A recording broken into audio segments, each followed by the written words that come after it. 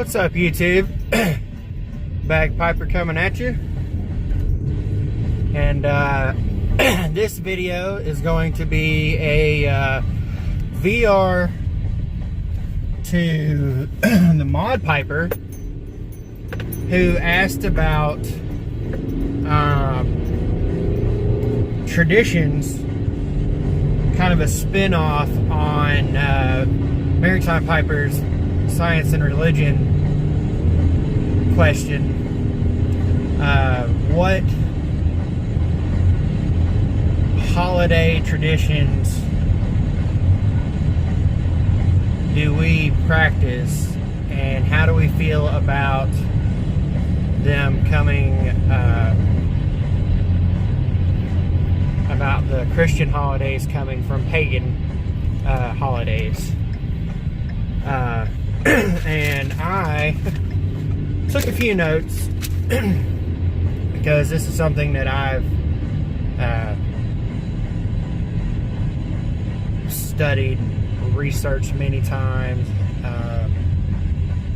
not only with school, for all the world religion courses I've taken, but for my own curiosity.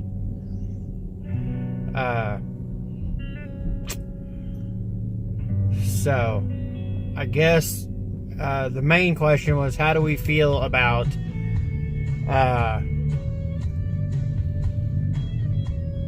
Christian holidays like Christmas and Easter coming from pagan holidays? And everything borrows from everything, right? There's many variations of the same thing. How many religions and mythologies have such similar deities that basically just names have kind of changed? That is the one thing that I did not, I haven't looked up and got it cited information for. But just to touch on real quick, even the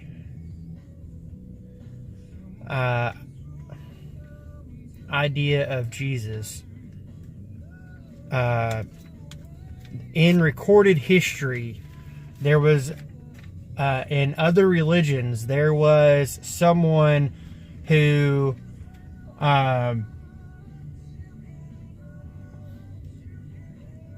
that Jesus so closely resembles that it really makes you wonder if Christianity didn't just steal that idea from another thing altogether and start their own. I mean, cults start all the time based off of someone's idea that came off of somebody else's idea, right? That's not part of the VR. That's not part of the topic of discussion. I'm just putting that out there. And because it's so close to Christmas, that's obviously the first thing that we talk about. We all know, we should all know, that Jesus wasn't born on December 25th. Chances are that it was more like July.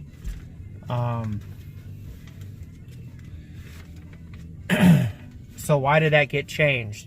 Well, pagans had a ceremony, or having a celebration at the end of the year,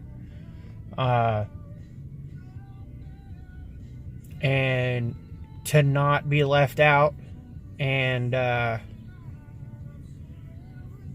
not be outdone, Christians adapted and adapted the celebration to fit their needs. I will be leaving a link in the bucket to where I've got the source information that this came from, but there are multiple sources of information. All you have to do is do a little bit of research, Google. But according to goodnewsaboutgod.com, in the article Christmas, Is It Christian or Pagan? By Lorraine Day, MD. That's not an APA site. Obviously, for all those scholars out there who are going to yell at me, I just graduated and I didn't write it in APA. I was just freehanded really fast. But the author talks about how just based off the Bible itself, that obviously Jesus wasn't born in December because we know for a fact, just based off of information that we have today about the area that during the time frame that they claim he was born, the Bible says that the angel came to the shepherds at night who were tending their flocks.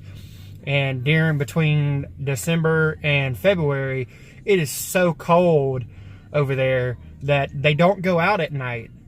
They stay holed up. So we know that it wasn't December. But the heathens celebrated the birth of the Babylonian queen of heaven's son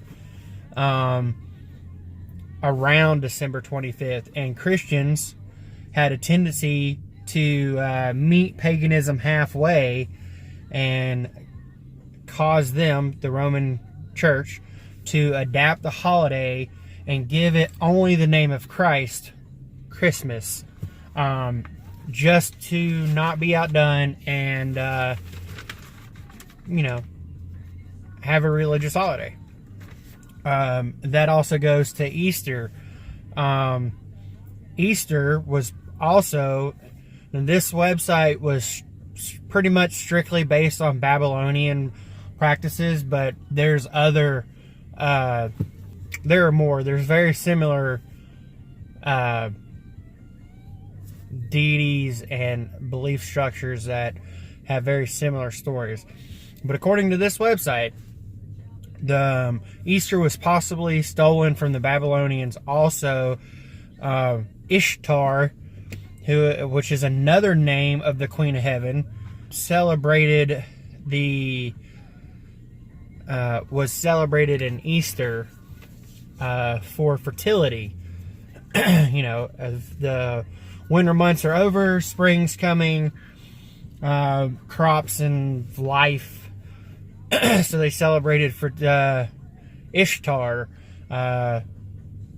was one of the many names of the goddess, the Queen of Heaven. The Easter bunny is the oldest pagan symbol for fertility and has nothing to do with or have a connection to resurrection anywhere in history. The sunrise service that's celebrated for Easter has nothing to do with Jesus' resurrection. That is a thing for the pagan sun gods only. In fact, in John 20, verse 1, it says, "And early came Mary Magdalene, when it was yet dark, unto the sepulchre, and seeth the stone taken away from the sepulchre." Pretty much the tomb. When Mary Magdalene came to the tomb and saw that the stone blocking the tomb was gone, it was still dark. Sunrise service, pagan worship for the sun god. The Easter egg comes from the Sumerius, who myth says when he died, upon his reincarnation, he was dropped from the sky in a giant egg. Nothing to do with Christianity. So that's not the only documented time in history of things that are so similar, things that were documented before the documentation of the Bible and the times of Jesus Christ. To say that those are all religious holidays is just to be ignorant. We know, going back to science, we know that they're shared and took from multiple sources. So that's kind of just like a history. I guess that's a 10-minute history lesson on where holidays originated, and that's not even where they originated. That's just an example. So how do we feel about Christian holidays sharing the spotlight with pagan holidays? I think Bob Piper mentioned in the song, the Yuletime joy or whatever, Yuletime being a pagan time for Christmas. I don't have a problem with it. I'm not a big Easter, Christmas. I'm not a big holiday person. I feel like especially Christmas and Easter have been over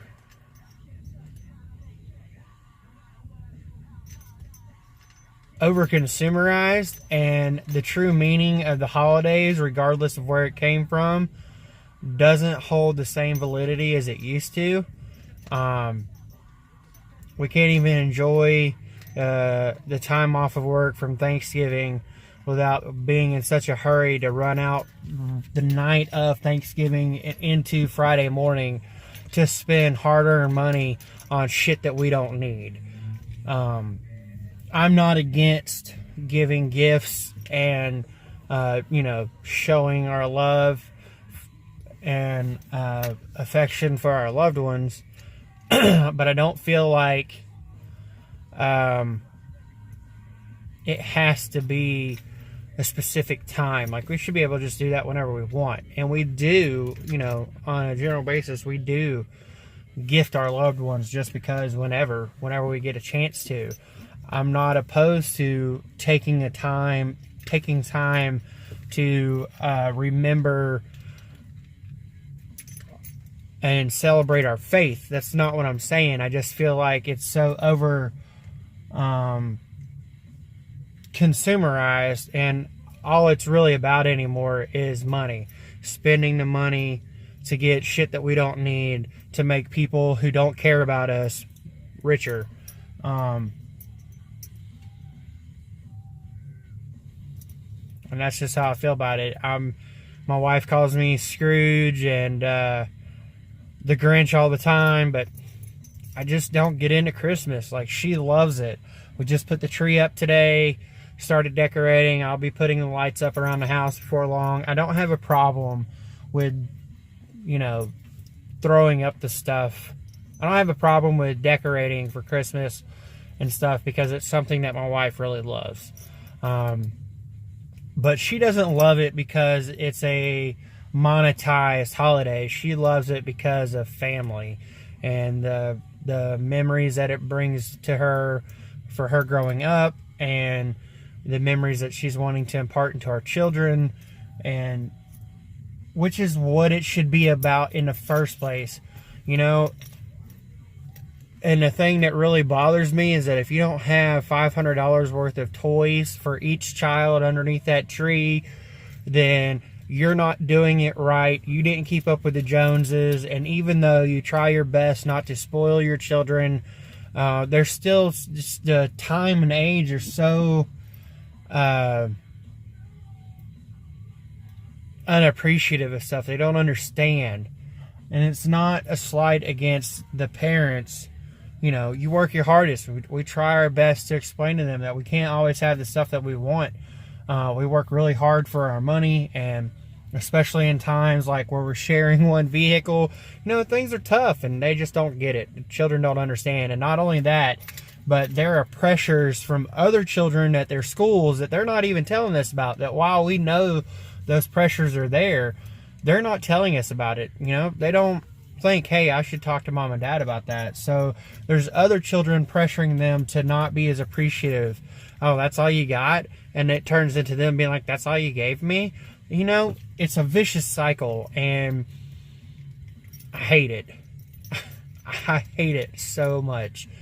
If we could just do away with all the bullshit, no more Easter egg hunts, and no more Santa Claus coming down the chimney, no more of all that shit.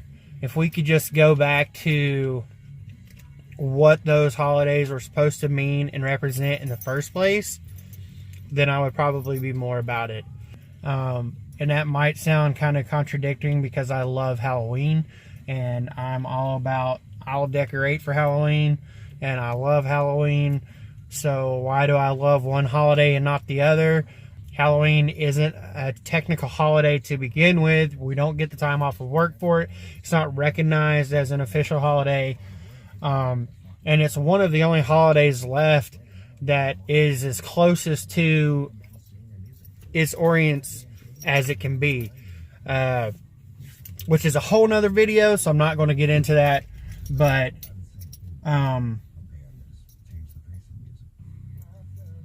you know,